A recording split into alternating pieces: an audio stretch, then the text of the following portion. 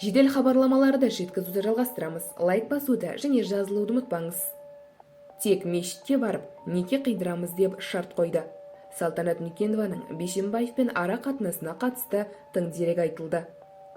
Павлодардың экс-әкімі Қайрат Нүкенов қарындасы Салтанат Нүкенованың экс-министр Қуандық Бишімбаевпен ара қатынасына қатысты жаңа дерек айтты.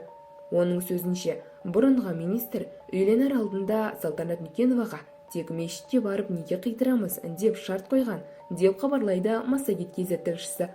Ол бұл туралы көреміз бағдарламасында айтты. Бір күні Павлодарға ерекше толқып келді. Өмірлік махаббатын тапқанын айтты.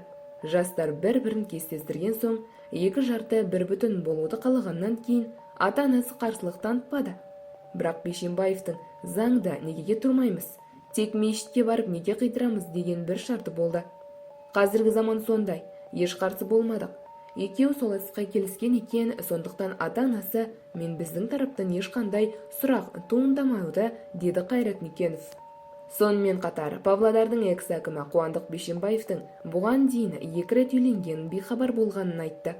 Бұл Бишімбаевтың екінші некесі екенін түсіндік, бірақ бұрын 2 некеде болғанын, 3-ші рет үйленейін деп жатқанын білмедік. Екінші жары Назымды тек бұқаралық ақпарат құралдары беттерінен танитынбыз. Бишімбаев Назыммен заңды түрде ажырасқандықтан, қарындасымыздың болашақ жарымен бас қосып бірге тұруына ата-анасы еш алаңдамай өз баталарын берді. Бірінші рет көргенде сырт көзге бақытты жұп секілді көрінді. Бишімбаевтың бұған дейін сотталған, түрмеде отырып шыққанын білдік. Бірақ ол бізге шыққан соң мейірімді, ақ жарқын болып көрінді, деді ол. Еске салайық, бұған дейін экс-министр Бишімбаев әйелін ұрып өлтірді деген күдікке ілінген хабарланды. Кейін ол қамауға алынды. 11 қарашада Бишімбаев уақытша ұстау изоляторына қамауға алынды.